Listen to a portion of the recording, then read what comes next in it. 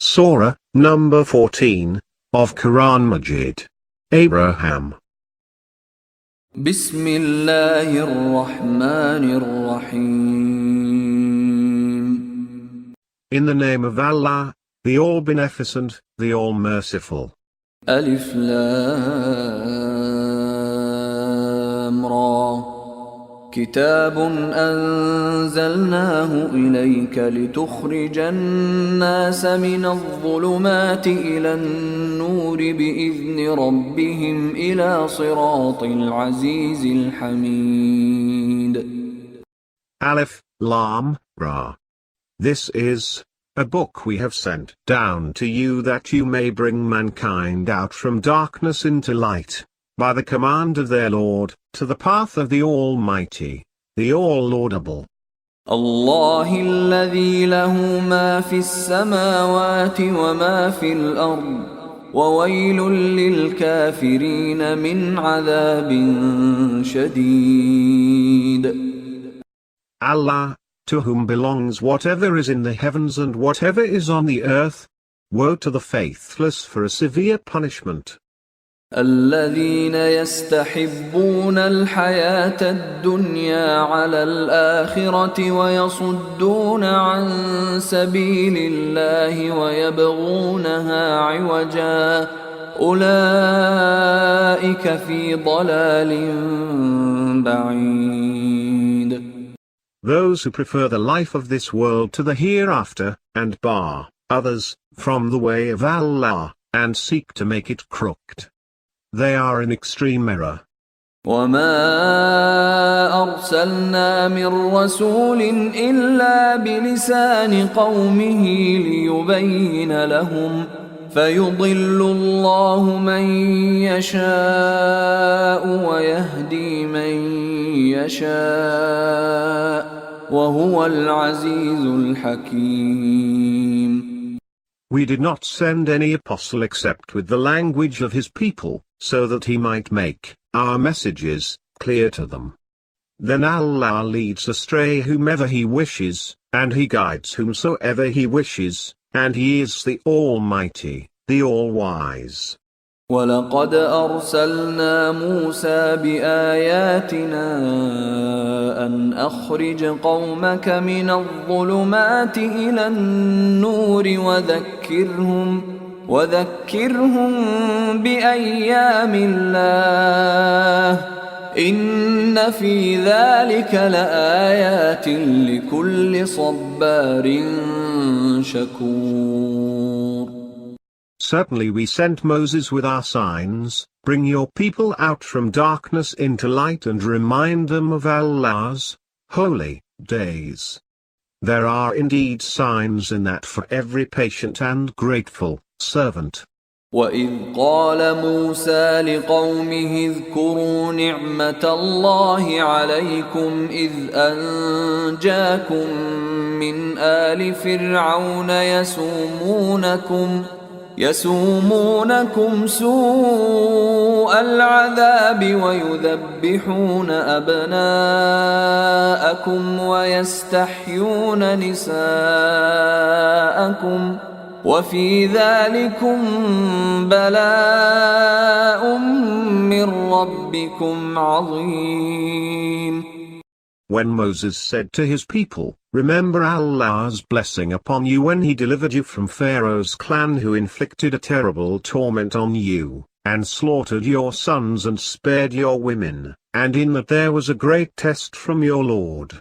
وَإِذْ تَأَذَّنَ رَبُّكُمْ لَئِن شَكَرْتُمْ لَأَزِيدَنَّكُمْ وَلَئِن كَفَرْتُمْ إِنَّ عَذَابِي لَشَدِيدٌ. And when your Lord proclaimed, if you are grateful, I will surely enhance you in blessing, but if you are ungrateful, my punishment is indeed severe.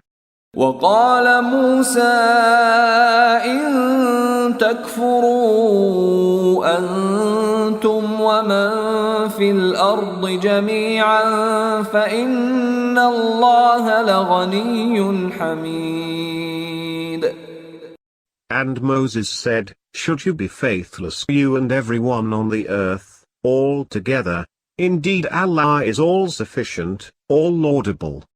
ألم يأتكم نبأ الذين من قبلكم قوم نوح وعاد وثمود والذين من بعدهم لا يعلمهم إلا الله جاءتهم رسلهم بالبينات فردوا أيديهم في أفواههم وقالوا إنا كفرنا بما أرسلتم به وإنا لفي شك مما تدعوننا إليه مريب. Has there not come to you the account of those who were before you, the people of Noah, Ad and Tammud, and those who were after them, whom no one knows, well, except Allah? Their apostles brought them manifest proofs, but they did not respond to them, and said, "We disbelieve in what you have been sent with. Indeed we have grave doubts concerning that to which you invite us." قالت رسلهم أفي الله شك فاطر السماوات والأرض يدعوكم ليغفر لكم من ذنوبكم ويؤخركم إلى أجل مسمى قالوا إن أنتم إلا بشر مثلنا تريدون أن تصدونا عما كان يعبد آباؤنا فأتونا بسلطان مبين. Their apostles said, "Is there any doubt about Allah, the originator of the heavens and the earth? He calls you to forgive you a part of your sins, and grants you respite until a specified time." They said, "You are nothing but humans like us who desire to bar us from what our fathers used to worship.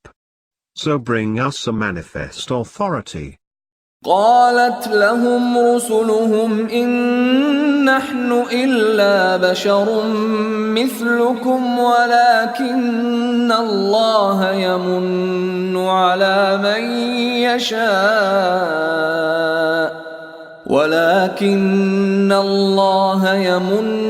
على من يشاء من عباده وما كان لنا أن نأتيكم بسلطان إلا بإذن الله وعلى الله فليتوكل المؤمنون.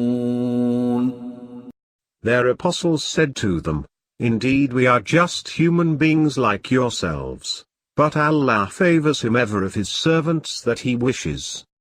We may not bring you an authority except by Allah's leave, and in Allah let all the faithful put their trust." وما لنا ألا نتوكل على الله وقد هدانا سبلنا ولنصبرن على ما آذيتمونا وعلى الله فليتوكل المتوكلون.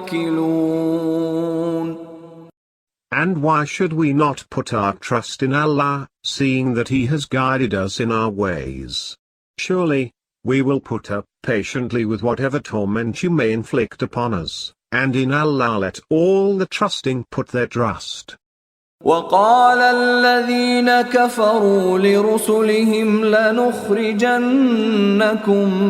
من أرضنا أو لتعودن في ملتنا فأوحى إليهم ربهم لنهلكن الظالمين.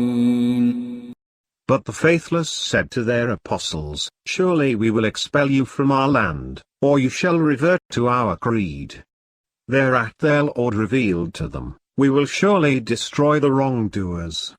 وَلَنُسْكِنَنَّكُمُ الْأَرْضَ مِنْ بَعْدِهِمْ ذَلِكَ لِمَنْ خَافَ مَقَامِي وَخَافَ وَعِيدِ. And surely we will settle you in the land after them. This promise is for someone who is awed to stand before me and fears my threat. وَاسْتَفْتَحُوا وَخَابَ كُلُّ جَبَّارٍ عَنِيدٍ. They prayed for victory against the infidels, and every obstinate tyrant was defeated. مِنْ وَرَائِهِ جَهَنَّمُ وَيُسْقَى مِنْ مَاءٍ صَدِيدٍ. With hell lying ahead of him, where he shall be given to drink of a purulent fluid. يتجرعه ولا يكاد يسيغه ويأتيه الموت من كل مكان وما هو بميت ومن ورائه عذاب غليظ. Gulping it down, but hardly swallowing it, death will assail him from every side, but he will not die, and there is, yet, a harsh punishment ahead of him.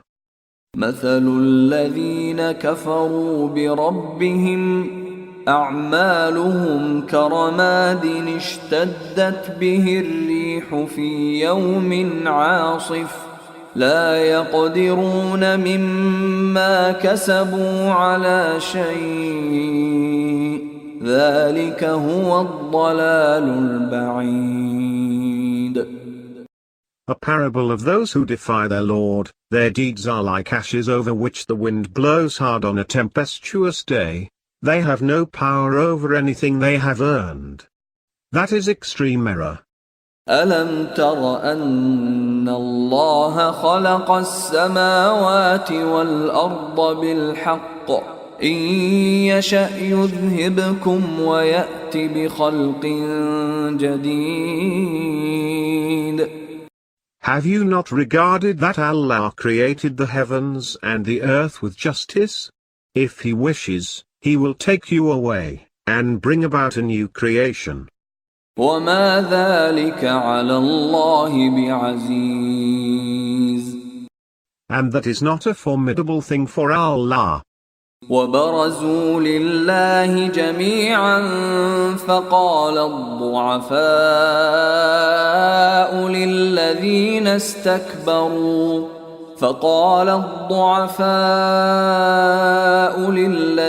استكبروا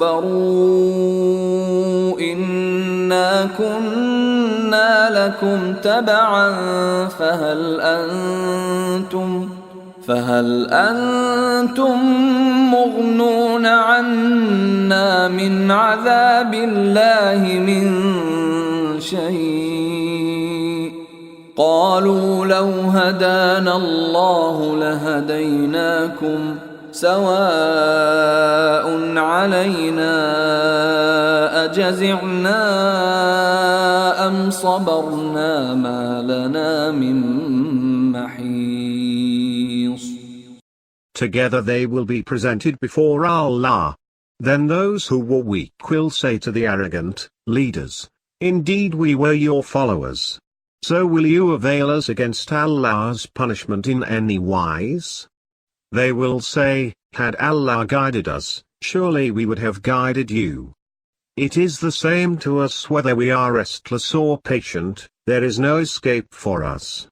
وقال الشيطان لما قضي الأمر إن الله وعدكم وعد الحق ووعدتكم فأخلفتكم وما كان لي عليكم من سلطان إلا أن دعوتكم فاستجبتم لي فلا تلوموني ولوموا أنفسكم ما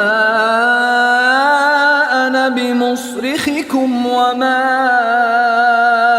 أنتم بمصرخي إني كفرت بما أشركتمون من قبل إن الظالمين لهم عذاب أليم. When the matter is all over, Shaitan will say, Indeed Allah made you a promise that was true and I, too, made you a promise, but I failed you. I had no authority over you, except that I called you and you responded to me. So do not blame me, but blame yourselves. I cannot respond to your distress calls, neither can you respond to my distress calls. Indeed I disavow your taking me for Allah's partner aforetime. There is indeed a painful punishment for the wrongdoers. وأدخل الذين آمنوا وعملوا الصالحات جنات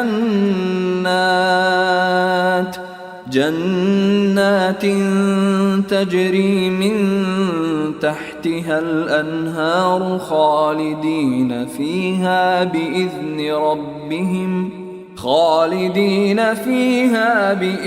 ربهم تحيتهم فيها سلام. Those who have faith and do righteous deeds will be admitted into gardens with streams running in them, to remain in them, forever, by the leave of their Lord. Their greeting therein will be peace. ألم تر كيف ضرب الله مثلا كلمة طيبة كشجرة طيبة أصلها ثابت وفرعها في السماء. Have you not regarded how Allah has drawn a parable? A good word is like a good tree. Its roots are steady and its branches are in the sky.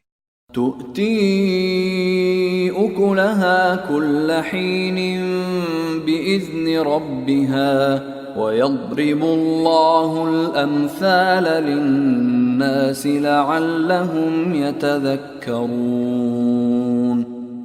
It gives its fruit every season by the leave of its Lord. Allah draws these parables for mankind so that they may take admonition. ومثل كلمة خبيثة كشجرة خبيثة اجتثت من فوق الأرض ما لها من قرار. And the parable of a bad word is that of a bad tree, uprooted from the ground. It has no stability.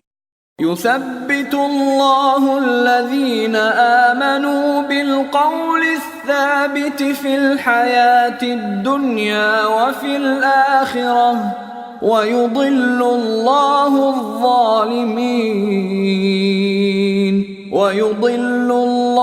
الظالمين ويفعل الله ما يشاء. Allah fortifies those who have faith with a constant creed in the life of this world and in the hereafter, and Allah leads astray the wrongdoers, and Allah does whatever He wishes. ألم تر إلى الذين بدلوا نعمة الله كفرا وأحلوا قومهم دار البوار. Have you not regarded those who have changed Allah's blessing with ingratitude, and landed their people in the house of ruin? جهنم يصلونها وبئس القرار. Hell, which they shall enter, and it is an evil abode. وجعلوا لله أندادا ليضلوا عن سبيله قل تمتعوا فإن مصيركم إلى النار. They have set up equals to Allah, to lead people astray from His way. Say, enjoy. for a while, for indeed your destination is hellfire. قل لعبادي الذين آمنوا يقيموا الصلاة وينفقوا مما رزقناهم سرا وعلانية من قبل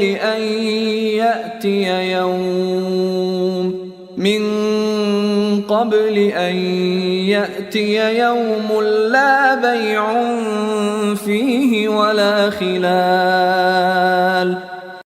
Tell my servants who have faith to maintain the prayer and to spend out of what we have provided them with, secretly and openly, before there comes a day on which there will be neither any bargaining nor friendship. الله الذي خلق السماوات والأرض وأنزل من السماء ماء فأخرج به من الثمرات رزقا لكم وسخر لكم الفلك لتجري في البحر بأمره وسخر لكم الأنهار. It is Allah who created the heavens and the earth, and He sends down water from the sky and with it He brings forth crops for your sustenance. And He disposed the ships for your benefit, so that they may sail at sea by His command, and He disposed the rivers for you. وَسَخَّرَ لَكُمُ الشَّمْسَ وَالْقَمَرَ دَائِبَيْنِ وَسَخَّرَ لَكُمُ اللَّيْلَ وَالنَّهَارَ. He disposed the sun and the moon for you, constant in their courses, and He disposed the night and the day. وَآتَاكُم مِّن كُلِّ مَا سَأَلْتُمُوهُ وَإِن تَعُدُّوا نِعْمَةَ اللَّهِ لَا تُحْصُوهَا إِنَّ الْإِنسَانَ لَظَلُومٌ كَفَّارٌ. And He gave you all that you had asked Him. If you enumerate Allah's blessings, you will not be able to count them. Indeed, man is most unfair and ungrateful. وَإِذْ قَالَ إِبْرَاهِيمُ رَبِّ اجْعَلْ هَذَا الْبَلَدَ آمِنًا وَاجْنُبْنِي وَبَنِيَّ أَن نَّعْبُدَ الْأَصْنَامَ. When Abraham said, My Lord, make this city a sanctuary, and save me and my children from worshipping idols. رَبِّ إِنَّهُنَّ أَضْلَلْنَ كَثِيرًا مِّنَ النَّاسِ فَمَن تَبِعَنِي فَإِنَّهُ مِنِّي وَمَنْ عَصَانِي فَإِنَّكَ غَفُورٌ رَّحِيمٌ. My Lord, indeed they have misled many people. So whoever follows me indeed belongs to me, and as for those who disobey me, well, you are indeed all forgiving, all merciful. رَبَّنَا إِنِّي أَسْكَنْتُ مِنْ ذُرِّيَّتِي بِوَادٍ غَيْرِ ذِي زَرْعٍ عِنْدَ بَيْتِكَ الْمُحَرَّمِ رَبَّنَا لِيُقِيمُوا الصَّلَاةَ فَاجْعَلْ أَفْئِدَةً مِّنَ النَّاسِ تَهْوِي إِلَيْهِمْ وارزقهم مِّنَ الثَّمَرَاتِ لَعَلَّهُمْ يَشْكُرُونَ. Our Lord, I have settled part of my descendants in a barren valley, by your sacred house, our Lord, that they may maintain the prayer. So make the hearts of a part of the people fond of them, and provide them with fruits, so that they may give thanks. رَبَّنَا إِنَّكَ تَعْلَمُ مَا نُخْفِي وَمَا نُعْلِنُ وَمَا يَخْفَى عَلَى اللَّهِ مِن شيء في الأرض ولا في السماء. Our Lord, indeed you know whatever we hide and whatever we disclose, and nothing is hidden from Allah on the earth or in the sky. الحمد لله الذي وهب لي على الكبر إسماعيل وإسحاق إن ربي لسميع الدعاء. All praise belongs to Allah, who gave me Ismail and Ishaq despite my old age. Indeed my Lord hears all supplications. رب اجعلني مقيم الصلاة ومن ذريتي ربنا وتقبل دعاء.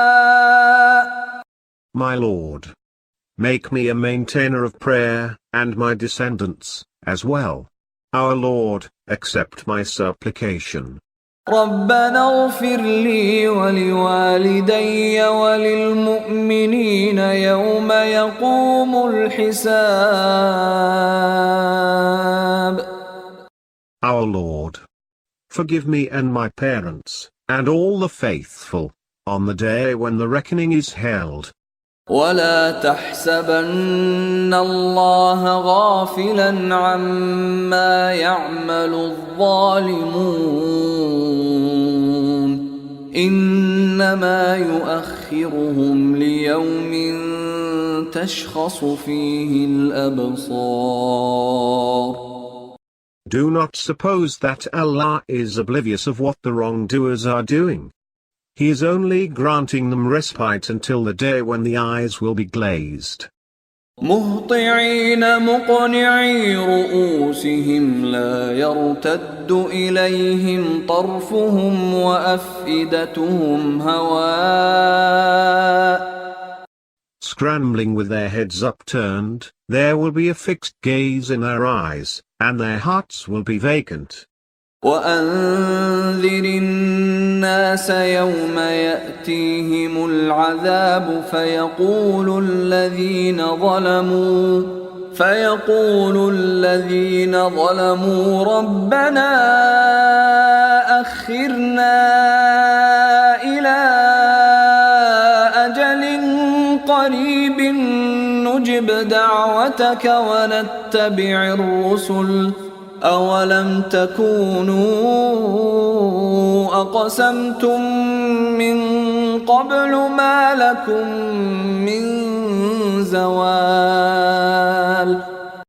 Warn the people of the day when the punishment will overtake them, whereat the wrongdoers will say, Our Lord, respite us for a short time so that we may respond to your call and follow the apostles.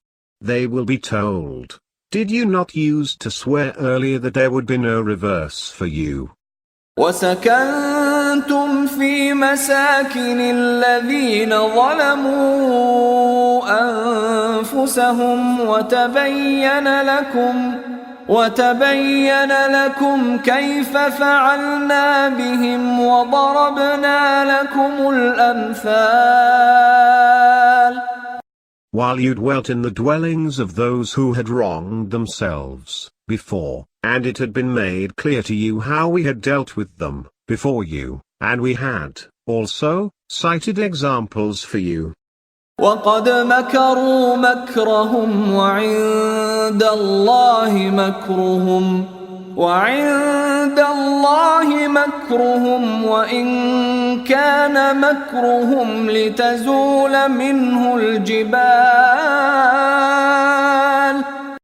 They certainly devised their plots, but their plots are known to Allah, and their plots are not such as to dislodge the mountains. فَلَا تَحْسَبَنَّ اللَّهَ مُخْلِفَ وَعْدِهِ رُسُلَهُ إِنَّ اللَّهَ عَزِيزٌ ذُو انتِقَامٍ. So do not suppose that Allah will break his promise to his apostles. Indeed Allah is Almighty, Avenger. يوم تبدل الأرض غير الأرض والسماوات وبرزوا لله الواحد القهار. The day when the earth is turned into another earth and the heavens, as well, and they are presented before Allah, the One, the All-Paramount. وترى المجرمين يومئذ مقرنين في الأصفاد. On that day you will see the guilty bound together in chains. سرابيلهم من قطران سرابيلهم من قطران وتغشى وجوههم النار. Their garments made of pitch, and the fire covering their faces. ليجزي الله كل نفس ما كسبت إن الله سريع الحساب. So that Allah may reward every soul for what it has earned. Indeed, Allah is swift at reckoning. هذا بلاغ للناس ولينذروا به وليعلموا أنما هو إله واحد وليذكر أولو الألباب. This is a proclamation for mankind, so that they may be warned thereby and know that He is indeed the one God, and those who possess intellect may take admonition.